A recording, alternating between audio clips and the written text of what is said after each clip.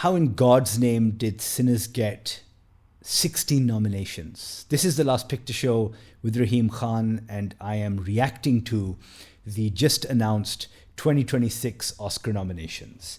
16 nominations. It has broken, sort of all records. It has made history. And I can tell you this is guided by white guilt. This is a guilty conscience that has nominated this movie so. You will know, for those of you who have been following us on this page for the past year now, that I have no love for Ryan Coogler's vampire film starring Michael B. Jordan ×2. I reviewed it. It wasn't meant to be a slam, but I just didn't like the movie. And here we are now, 1 year on, almost. And the Oscars seems to be compensating, I don't know, for Trump, for years of racial inequality or whatnot, I don't know. And they've given it 16 nominations. Like, it's been nominated, I think, in every single category. Why? You will also know, for those of you who've been following this page, that I am no fan of the Oscars themselves. But seeing as how they are the preeminent awarding body, if you will, of Hollywood, of sort of North American, sort of mainly English language cinema. Again, there's a lot of qualifiers there, but whatever. But the Oscars are the Oscars. And I lost faith in them when they sort of awarded Slumdog Millionaire the best picture. When was this? Back in, oh God, I can't remember. It was a long time ago. And they even nominated Avatar. Sort of, it's always good. It's a good punching bag, the Oscars. It's always good to make fun of, the show itself, how it's losing viewers year on year out, every year, how, what's it called? It is not reflective of sort of reality. And I think, what's it called? Again, giving 16 nominations to a movie that I think was painfully average just goes to show how out of touch the Oscars are. But sort of, when you have like old white people, sort of making up for a lot and making these decisions, I guess that's what happens. Okay, I'm not going to be going through all of these categories because some of them, sort of frankly, a lot of you don't care about. Like some of the technical ones, I may just gloss over them. But let's start off, of course, with the main event. And that is, of course, Best Picture. So we have 1, 2, 3, 4, 5, 6, 7, 8, 9, 10. 10 nominees in this category. Some of these really didn't deserve to be there, but I think that sort of, I don't know, those who are deciding these things like nice whole round numbers, and they decided, hey, let's throw these into the mix as well. So first of all, we have, of course, God, I'm forgetting his name. I don't know why I'm saying Lars von Trier. Of course, that's not his name. Greek director, Begonia, starring Emma Stone and Jesse Plim. Oh my, I'm sorry. I'm very bad with these names. I didn't watch this movie. I didn't watch this movie because I think I've kind of grown tired of this person, of this director. Last time it was, again, Emma Stone and him in that movie. What was it called? Poor Thing? And you know what? I was just kind of done with this person. So I've although I've seen, I remember seeing his very first Dogtooth, and I really like that. But now I'm not interested in this guy anymore. So me personally, I wouldn't have put this on the list, of course. Frankenstein, Guillermo del Toro's adaptation of Frankenstein. You know what? I'll be honest, I did not watch this. I did not watch this because, you know what? How many times are we going to watch? How many times are we going to see this adapted to the screen? And Frankenstein, sort of, as a story, didn't necessarily appeal to me. And I liked, what's it called, the original, the one back, what was it, like 94, 95, with Robert De Niro and Kenneth Branagh and all. So, yeah, I don't think they should have been there. F1, of course F1 should be on this list. It made it to my top 10 list, which you guys can watch. Posted that recently. And yeah, 100%. If I had to award it to anybody, I would give it to F1, but then there are some other contenders, so we'll get to that in a second. Hamnet. Chloe Zhao's movie. Unfortunately, I've been really looking forward to watching this movie, but just hasn't sort of come my way, so I can't comment on it. Yeah. Marty Supreme, again, hasn't come my way. Apparently there were plans to release it in the cinema, at least our cinema this week, but didn't happen. So again, can't say anything about this. One Battle After Another, good. Of course, this had to be included. Reviewed it, liked it, but also I thought that it kind of overstayed its welcome in many parts. It was, as I said at the time, an imperfect, perfect movie, or an imperfect, perfectly made movie. So yes, very deserving of being in the Best Picture category.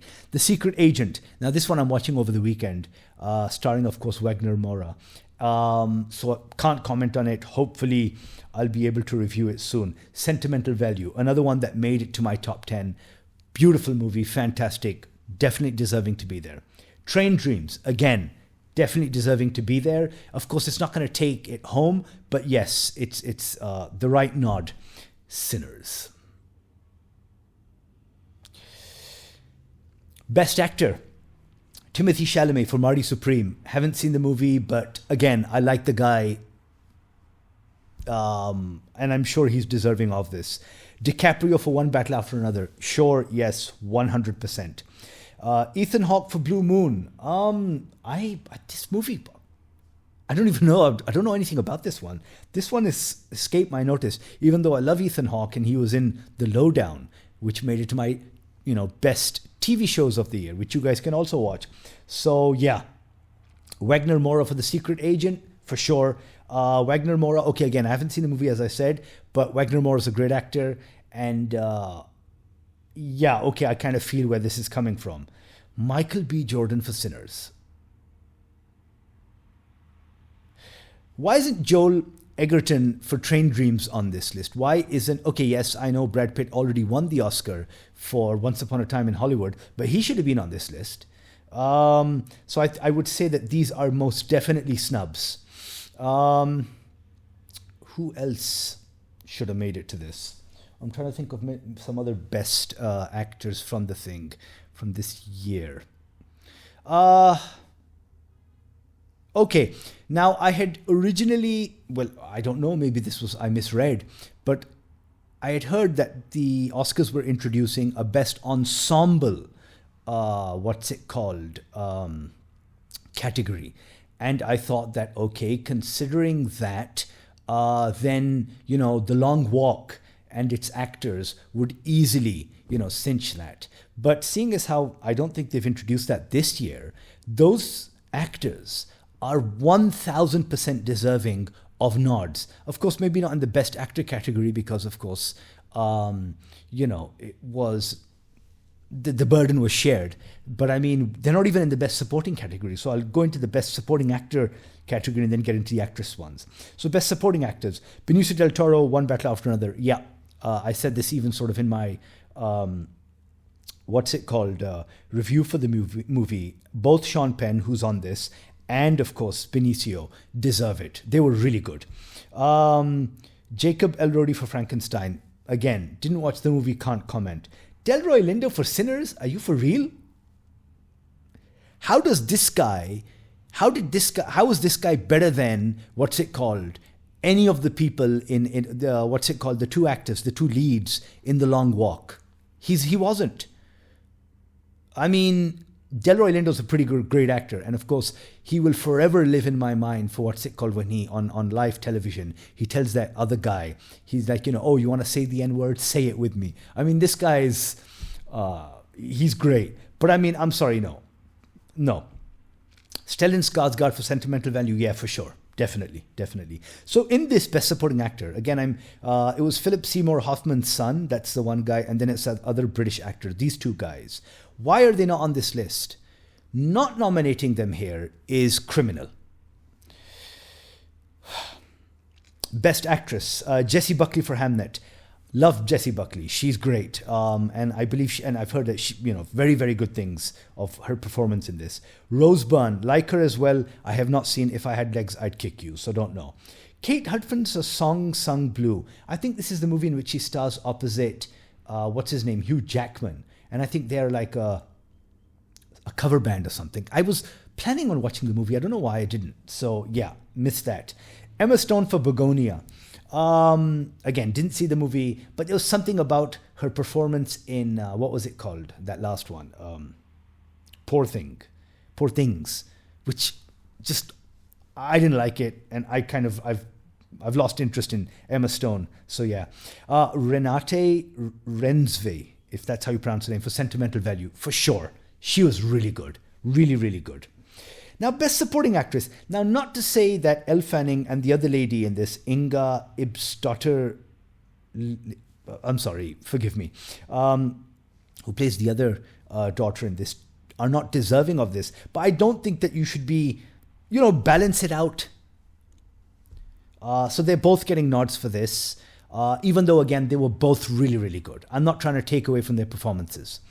Amy Madigan for Weapons. Yes. She was really, really, really good as the witch in Weapons. Wunmi Mosaku for Sinners. Really?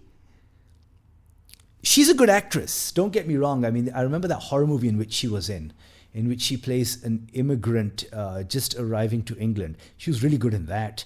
She was also in that horror show, that adaptation of... oh, God. Chitulu. What is the name of the guy who wrote that? I'm sorry, man. My mind isn't what it used to be. But no, definitely not. She doesn't need to be here. Tiana Taylor for One Battle After Another. No way.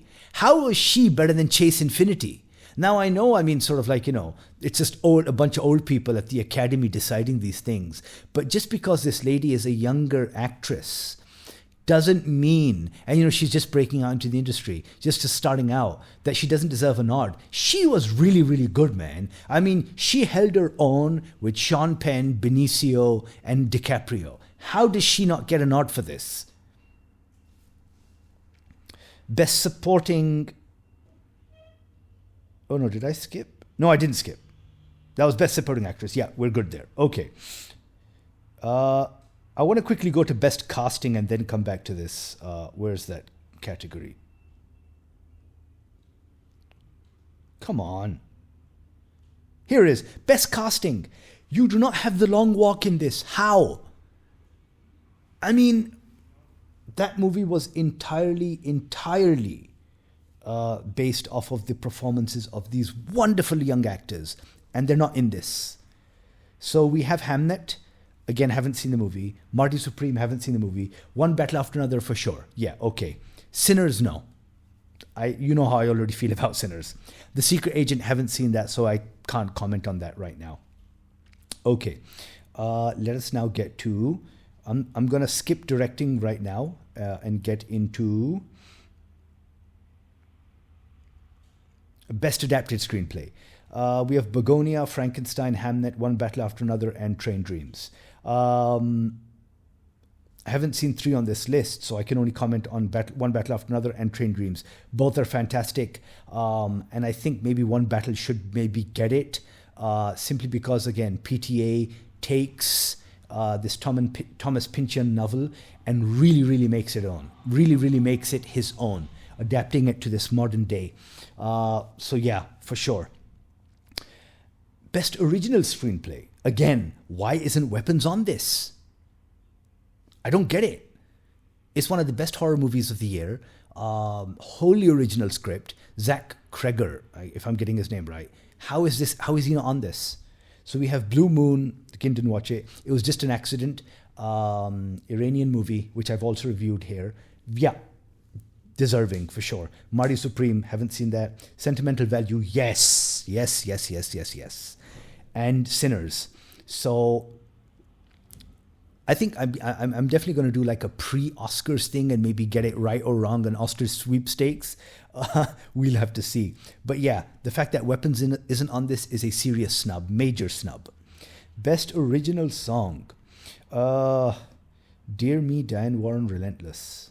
I didn't watch that. Golden but in K-pop Demon Hunters. Didn't watch that. I Lied to You, Sinners. I don't know which one this was, but I do not remember it. Sweet Dreams of Joy, Viva Verdi. No. And Train Dreams for Train Dreams. Sorry. This isn't a category I can comment on. Best Original Score.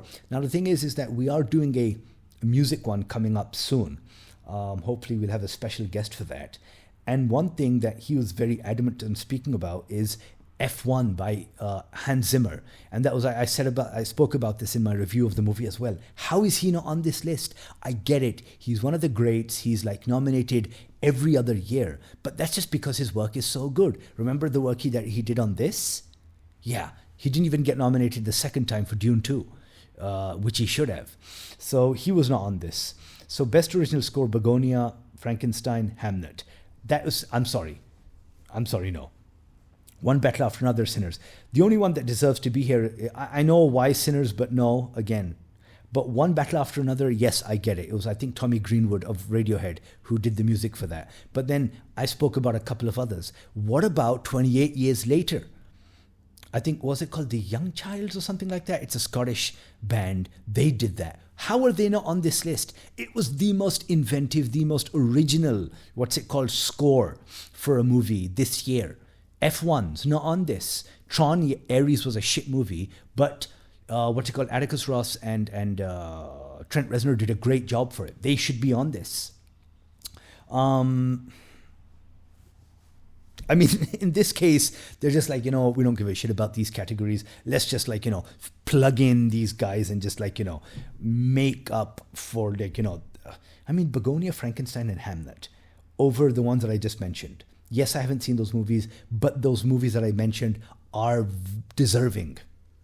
Best International Feature. It was just an accident, sentimental value.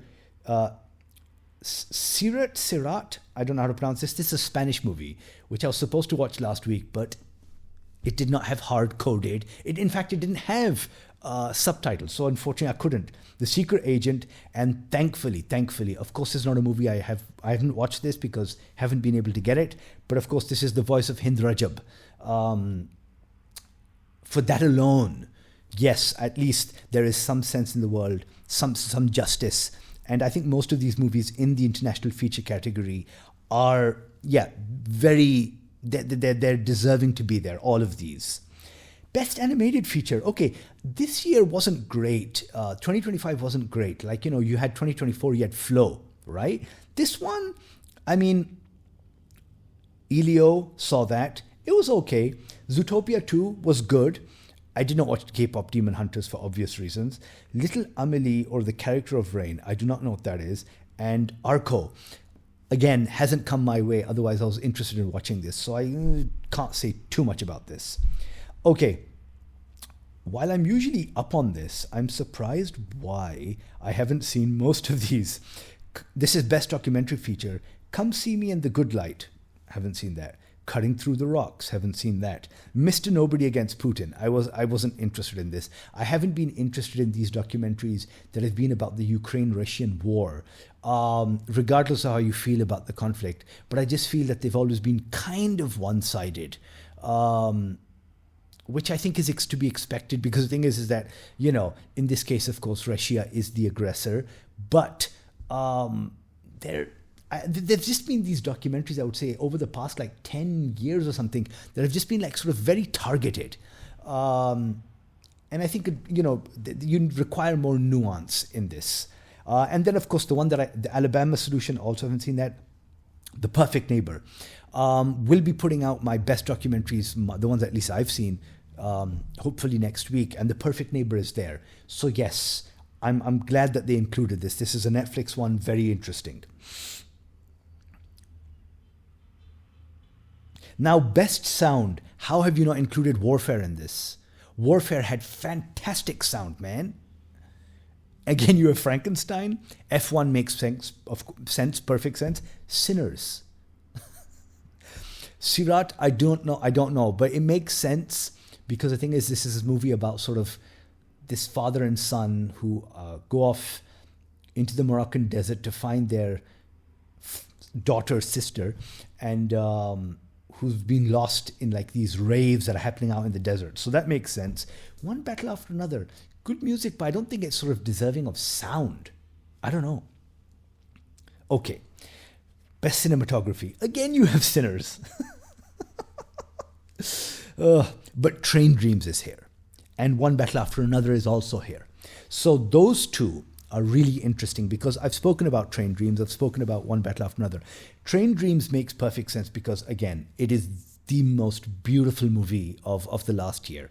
And One Battle After Another, we did our top 10 and I included that. And I was talking about how sort of PTA uses like IMAX cameras for close-ups. So, yeah, sure. Totally with you guys on that one. Best documentary short, best casting. I already spoke about that. Okay. The other technical ones I will skip on because most of you couldn't care less.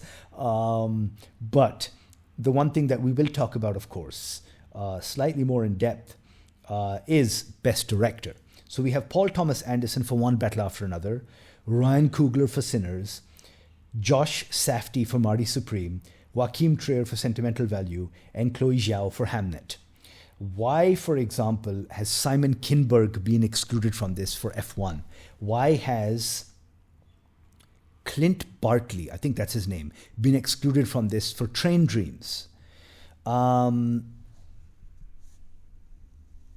would have also included Richard Linklater for for Nouvelle Vague. Again, these are snubs. Like if you can sort of inflate the best feature, best film to 10, why not have more directors here? I would say, yeah, all of these people are most definitely deserving to be on this list. There should have been just more people included. Alex Garland for Warfare. Why is he not on this list? I mean, that is a movie that has gone woefully unrecognized and unappreciated by most of of these awarding bodies. And I don't think that's fair because the thing is that he is a director. I mean, sort of, again, if you're sort of giving the laurel to someone like Coogler, then why not someone like, Garland? Because the thing is that he is, I've always said this about this guy, is that he is very much, of course, all of them are very much their own directors. But the thing is that he's really just doing his own thing. And that, again, I really appreciate. And the thing is that from 2024 Civil War, I mean, and then go further back, Ex Machina, Men, Annihilation, Devs, Civil War, and now Warfare. I mean, this guy is just,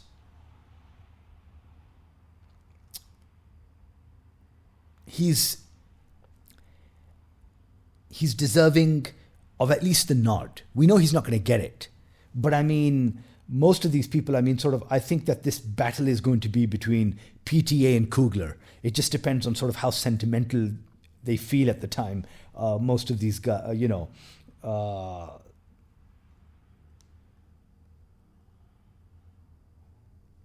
most of those who decide who this is going to go to.